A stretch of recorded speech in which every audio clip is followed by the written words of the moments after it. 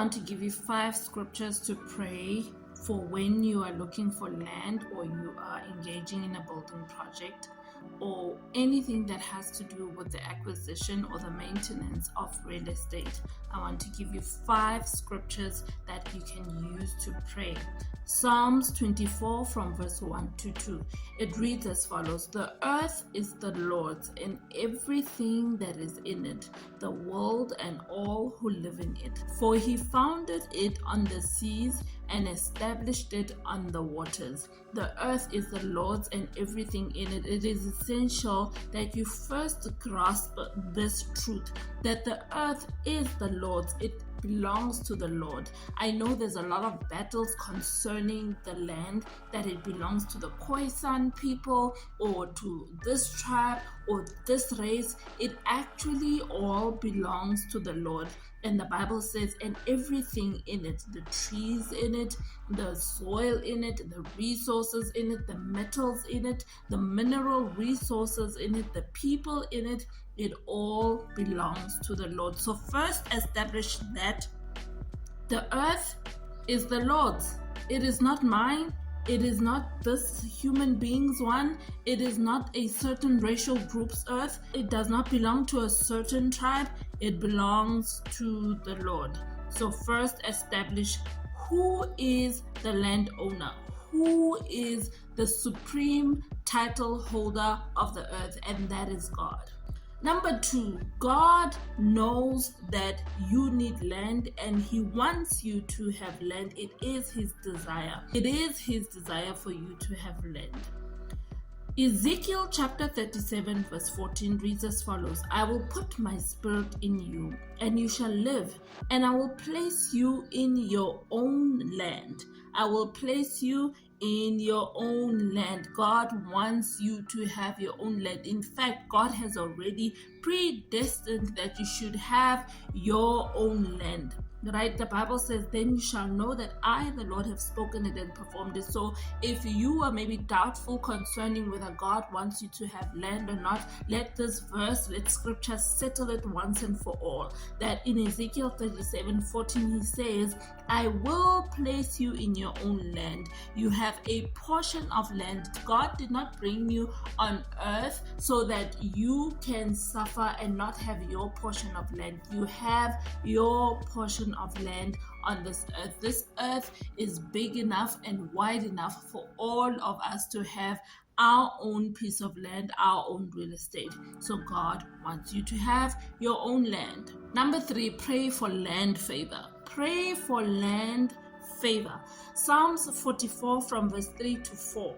Psalms 44 from verse 3 to 4 reads as follows: "For they did not gain possession of the land by their own sword, nor did their own arm save them, but it was your right hand, your arm, and the light of your countenance, O God, because you favored them." So God in the scripture says he is the one that gives you favor for land, right?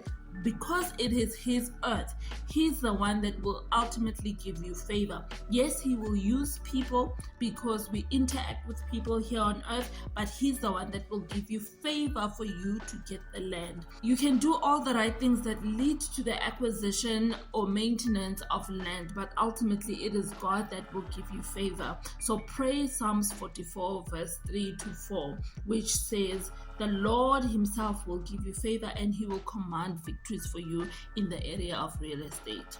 Scripture number 4, Amos chapter 9 verse 15. It reads as follows: "I will plant Israel in their own land, never again to be uprooted from the land I have given them, says the Lord." This is a promise from the Lord himself. He says he himself will plant you. He will plant you and no one will uproot you again. So pray in the name of Jesus Christ of Nazareth for settlement in your own land and never to be uprooted, never to be a vagabond on this earth, never to be a vagabond that is running from one pillar to post on this earth. Have your own land because God himself will plant you in your own land. Amos 9 verse 15. Scripture number 5 concerning land, our last scripture, is found in Isaiah 32 verse 18.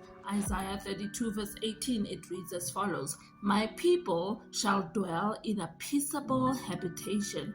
They will dwell in safe dwellings and in quiet resting places. You have a right to dwell in a place that will bring you peace, that will allow you to be rested in it. You do not have to dwell in a place that does not give you peace, or a place that does not feel safe to you and your family. The Bible says, God says upon his people, he pronounces that, number one, you will dwell in a peaceable habitation. So when you pray for land, you pray for a peaceable habitation. Number two, the Bible says in the same verse, they will dwell in safe dwellings. Number two, you pray for a safe dwelling place in the name of Jesus. And then the Bible says the place must also be a quiet resting place. Therefore, you have every right to be in a quiet and resting place. So when you pray for your land, take into cognizance that the earth, number one, belongs to the Lord, and number two, that God, he himself, has carved out the boundaries of your dwelling, and he has ensured that you have a piece of land on this earth that he has given you. And number three, that you will receive it through the favor of the grace of land in the name of Jesus. And number four, that place God will settle you in it, and never again will you be moved. And number five, that it will be a place that is peaceable, that is in a safe dwelling and in a quiet resting place in the name of Jesus. May God answer your cry and your prayer concerning land for you and your family and your business in the name of Jesus. Amen and amen.